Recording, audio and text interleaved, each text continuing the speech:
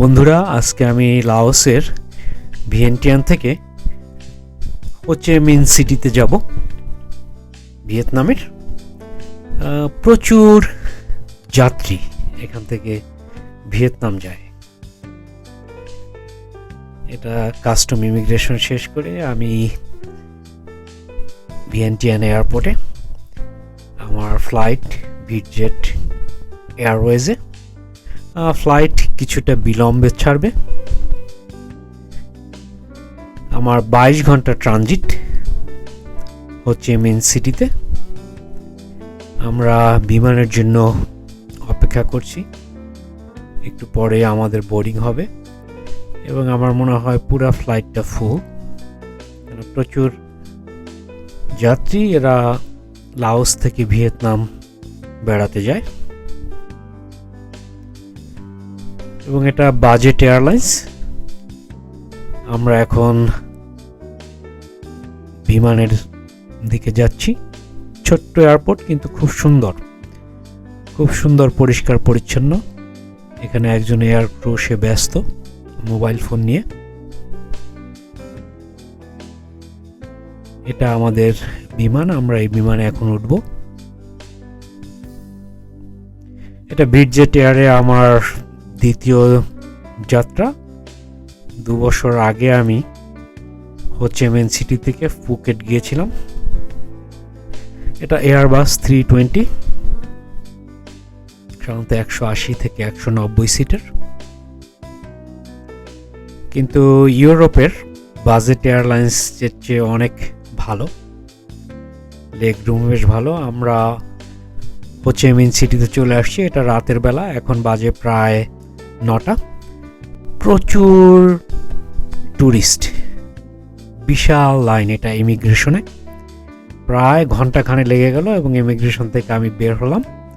আমি বের হয়ে একটা উবার নিয়ে আমার হোটেল যাব। আমার হোটেল এখান থেকে খুব কাছে। আমি চলে আসছি আমার হোটেলে এবং এটা খুব সস্তা হোটেল। $13 দিয়ে আমি এটা এক রাতের জন্য ভাড়া করেছি।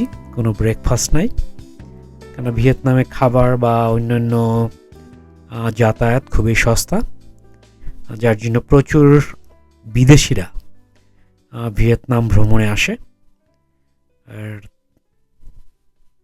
3টা কারণ: সব কিছু সস্তা এবং নিরাপত্তা এবং অনেক কিছু দেখার আছে।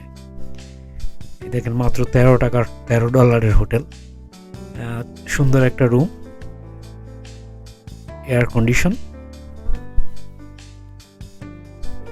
একটা বারান্দা রয়েছে,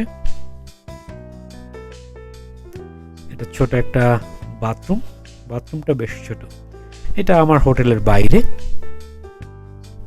তা আমি এখন একটু শহরটা আবারও ঘুরে দেখব, যদিও আমি এর আগে দেখেছি। আমার গন্তব্য, আমি সেন্ট্রাল পোস্ট অফিসে যাব। রাস্তায় দেখেন কত বড় বড় স্ক্রিনে এখানে বিজ্ঞাপন রয়েছে। এটা সেন্ট্রাল পোস্ট অফিস। এটা 1846 সালে শুরু করা হয়েছিল এবং 1891 সাল থেকে এখনো চলছে। প্রায় 100 বছরের উপরে, 135 বছর। এখানে প্রচুর টুরিস্ট আসে।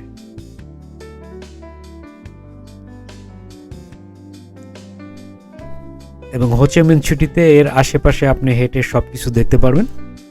আমি এখন পোস্ট অফিসের ভিতরে ঢুকলাম। এখানে প্রচুর পর্যটক, এরা এখান থেকে বিভিন্ন দেশে, তাদের নিজের দেশে এখান থেকে চিঠি পাঠায়, কুরিয়ার সার্ভিস, এবং এটা সম্পূর্ণ সচল রয়েছে এবং একটা ব্যস্ত পোস্ট অফিস। এবং এটা যখন ফ্রান্সের কলোনি ছিল সেই সময় এটা তৈরি করা হয়েছিল। এরপরে 1910 সালে আবার এটাকে রিনোভেশন করা হয়।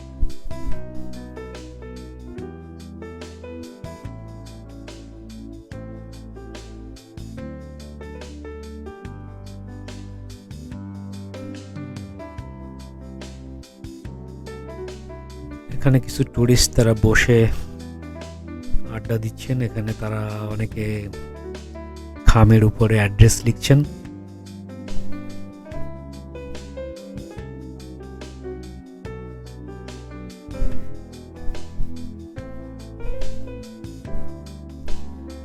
এখানে কিছু সেলস গার্লস তারা তাদের প্রোডাক্ট প্রমোশন করছে।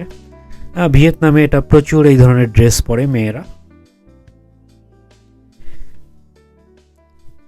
ইনি হচ্ছেন হো চি মিন, যার নাম অনুসারে এই সিটিটার নাম হো চি মিন সিটি। আগে সাইগনও বলা হতো আগে, কিন্তু এখন আর কেউ সাইগন বলে না। যারা হয়তো পুরানো দিনের লোকাল তারা হয়তো সাইগন বলে। এখানে পোস্ট অফিসের পাশে সুন্দর একটা বাজার ছোট। এখানে দেখেন কিছু টুরিস্ট তারা ছবি তুলছে। এখানে একজন লাগেজ সহ চলে আসছে হয়তো এয়ারপোর্ট থেকে, তার কয়েক ঘন্টা ট্রানজিট, যার জন্য ভিতরে চলে এসেছে দেখার জন্য।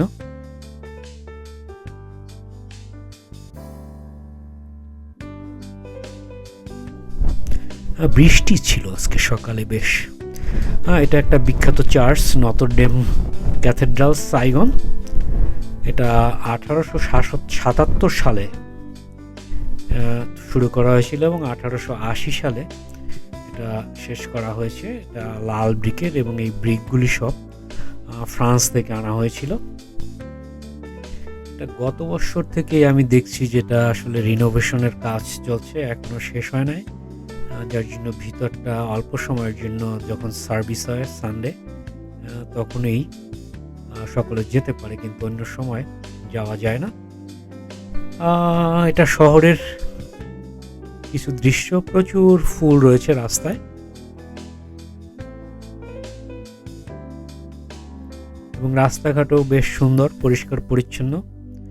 প্রচুর নিরাপত্তা রয়েছে, আপনাকে কেউ ডিস্টার্ব করবে না এবং ভাড়া বা অন্যান্য বিষয়েও খুব একটা বার্গেনিং করার দরকার নেই। যতটুকু ভাড়া আপনার কাছ থেকে ততটুকুই নেবে। সুতরাং বিদেশিরা